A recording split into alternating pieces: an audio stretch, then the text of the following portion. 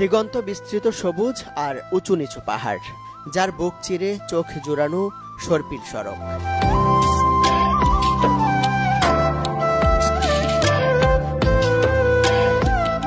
এটি পার্বত্য চট্টগ্রামে নির্মাণ করা সীমান্ত সড়ক।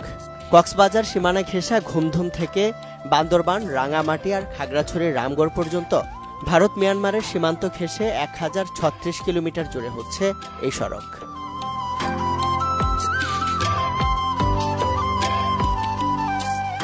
প্রথম পর্বে শেষ হয়েছে সড়কের 317 কিলোমিটারের নির্মাণ কাজ।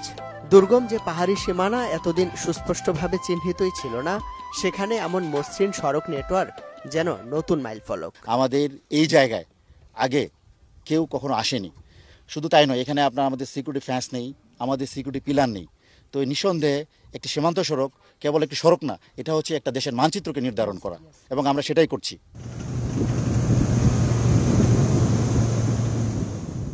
দেশের দুর্গম সীমানায় নিজেদের অধিকার প্রতিষ্ঠা, অপার সৌন্দর্য উন্মোচনের পাশাপাশি পাহাড়ের মানুষের কাছে এই সড়ক যেন এক স্বপ্নের নাম।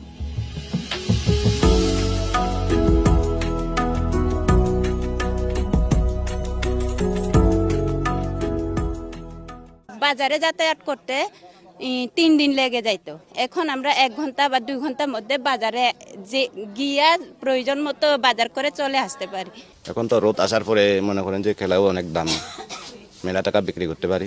সুযোগ সুবিধা অনেক বাড়ছে, রাস্তা হয়ে গেছে, আমাদের গরিব লোকের জন্য অনেক ভালো হয়ে গেছে। আগে চিকিৎসা আমাদের হয়তো অনেকে প্রাণও চাইতো, কিন্তু এখন রাস্তা হওয়াতে আমাদের 1 ঘন্টা 2 ঘন্টার ভিতরে হাসপাতালে আমরা সরাসরি যেয়ে আমরা চিকিৎসা নিতে পারতো। সম্পূর্ণ সরকারি অর্থায়নে এটি বাস্তবায়নের দায়িত্বে সেনাবাহিনীর 34 ইঞ্জিনিয়ার কনস্ট্রাকশন ব্রিগেড। সংশ্লিষ্টরা বলছেন, দেশের নিরাপত্তার পাশাপাশি এই সড়ক ভূমিকা রাখবে প্রত্যন্ত জনপদের মানুষের জীবনমান উন্নয়নে।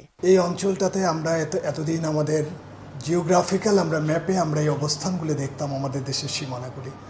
আর এখন যেটা হলো যে আমরা ভিজিবল রোড কনস্ট্রাকশনের মাধ্যমে আমরা সেই জায়গাগুলিতে মুভ করছি, অর্থাৎ আমার দেশের সার্বভৌমত্ব যে শব্দটা রয়েছে, সেই সার্বভৌমত্বটা আমরা সঠিকভাবে এই জায়গাটাকে আমরা প্রয়োগ করতে পেরেছি এখানে। কি আগামী 10 বছরের মধ্যে সড়কের বাকি অংশের কাজ সম্পন্ন করার লক্ষ্য নির্ধারণ করা হলেও তার আগেই শেষ করা সম্ভব বলছেন সংশ্লিষ্টরা। তো দেখবই, তার আগে বন্ধু, আপনি যদি এই ছবিটিকে মন থেকে ভালোবেসে থাকেন, চ্যানেলটিকে সাবস্ক্রাইব করে সুন্দর একটি কমেন্ট করে